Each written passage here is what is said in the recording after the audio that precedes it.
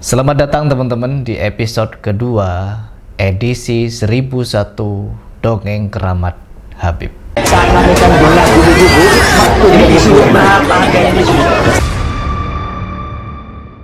Kali ini saya akan membawakan sebuah cerita dari seorang Habib yang diakui sebagai wali kutub juga. Beliau bernama Habib Muhammad Al-Masyhur.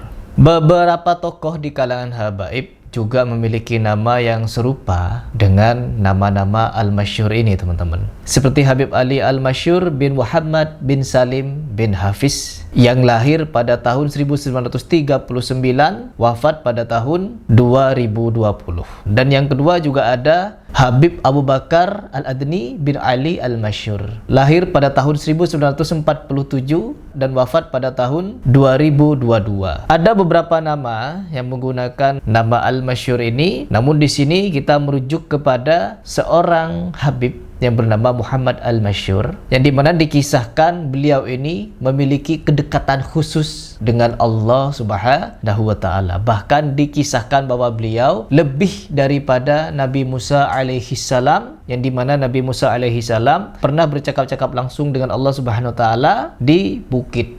Hanya sekali, Nabi Musa hanya sekali. Namun Habib Muhammad Al-Masyhur ini lebih daripada Nabi Musa alaihi salam, yang dimana beliau dikisahkan, beliau bukan cuma pernah bercakap-cakap dengan Allah Subhanahu wa Ta'ala, tetapi sering bercakap-cakap dengan Allah Subhanahu wa Ta'ala. Ini kisah bukan hanya sembarang kisah, yang dimana ini akan membuka mata umat dengan kisah dongeng-dongeng seperti ini yang perlu untuk kita telaah, yang perlu kita untuk ajari kepada umat, bahkan untuk membuka mata umat agar berpikir lebih cerdas dan waras lagi. Bukan berarti mereka tidak waras, teman-teman. Bukan berarti mereka tidak cerdas. Tapi mungkin mereka masih terbuai dengan doktrin dan beberapa hal yang berkaitan dengan habaib.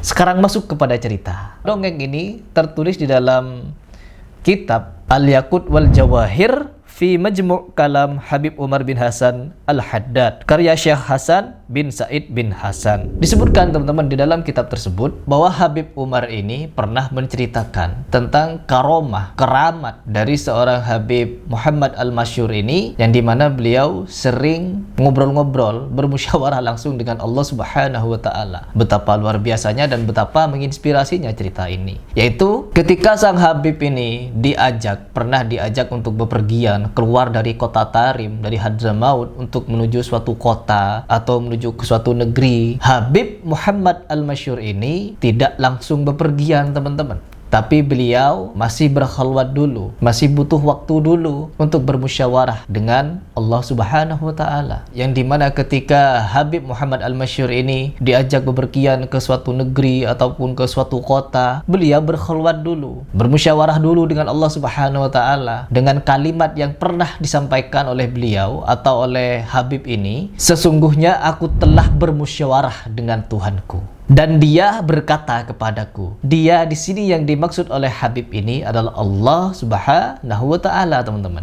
Jangan engkau bepergian dari Tarim walaupun gunung menjauh darimu. Ini kalimat yang keluar dari lisannya Muhammad Al-Masyhur, dan saya akan datangkan teksnya bahkan di halaman kitabnya, yang bisa kalian cek sendiri bahwa perkataannya memang seperti itu.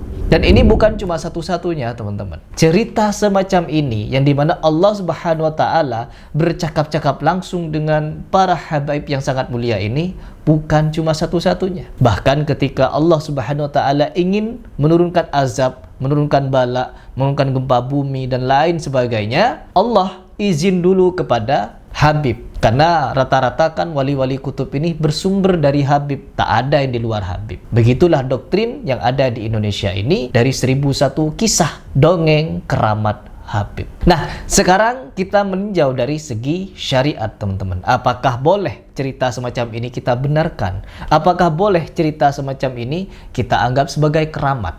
Atau ini hanyalah khurafat dan penistaan terhadap Allah Subhanahu wa Ta'ala, yang sampai-sampai Allah bercakap-cakap langsung dengan si Habib ketika ingin bepergian dari kotanya atau negerinya. Yang pertama, kita harus menimbang dari sisi syariat. Karena apa, teman-teman? di dalam perihal ini bermusyawarah, berdialog dengan Allah kapanpun dia mau adalah bentuk penghinaan kepada Allah. Karena derajat Nabi pun, perhatikan baik-baik, derajat Nabi SAW yang paling mulia tidak pernah memiliki kisah. Diriwayatkan Nabi SAW hendak ingin bermusyawarah dengan Allah dalam suatu perkara. Bahkan pernah dikisahkan Nabi SAW ada masa ketika Nabi SAW pertama kali mendapatkan wahyu dari Allah Subhanahu wa Ta'ala, beliau beberapa waktu tidak mendapatkan wahyu lagi, sehingga membuat Nabi SAW gelisah, teman-teman. Beberapa waktu ini ulama berbeda pendapat. Ini wahyu ya teman-teman.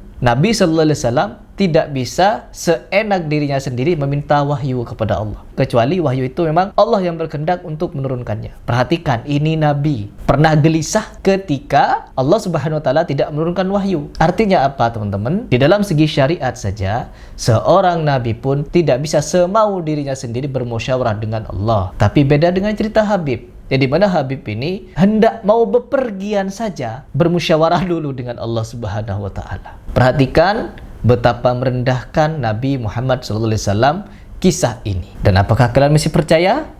Kalau masih percaya, kita lanjut lagi pembahasan syariatnya. Di dalam Al-Quran, surah Asy-Syura ayat ke-51, dan tidaklah pantas bagi seorang manusia bahwa Allah berbicara dengannya kecuali melalui wahyu. Ini firman Allah Subhanahu wa Ta'ala, teman-teman. Ini pernyataan tegas dari Allah Subhanahu wa Ta'ala bahwa siapapun yang bercakap-cakap dengan Allah, baik melalui Jibril ataupun tidak, maka itu disebutkan wahyu. Artinya apa? Habib tersebut mendapatkan wahyu setiap firman Allah.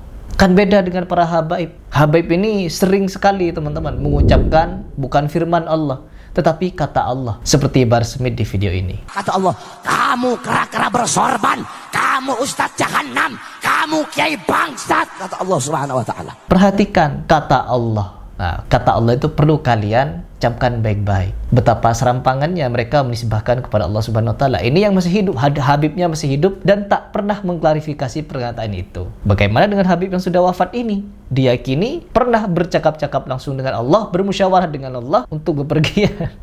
Innalillahi wa inna ilaihi raji'un, teman-teman. Ini adalah kisah yang sejatinya menista agama, cuman di antara para habaib dan muhibbinnya ini dianggap sebagai suatu karomah. Dan sekarang saya tanya kepada kalian, sebagai orang yang ingin belajar berpikir waras dan cerdas, apakah kisah ini karomah ataukah khurafat? Silahkan dijawab, dan sampai berjumpa lagi di video pembahasan 1001 kisah dongeng khurafat Habib. Saat mereka bola bulu-bulu, waktu ini disuruh berapa ada yang disuruh.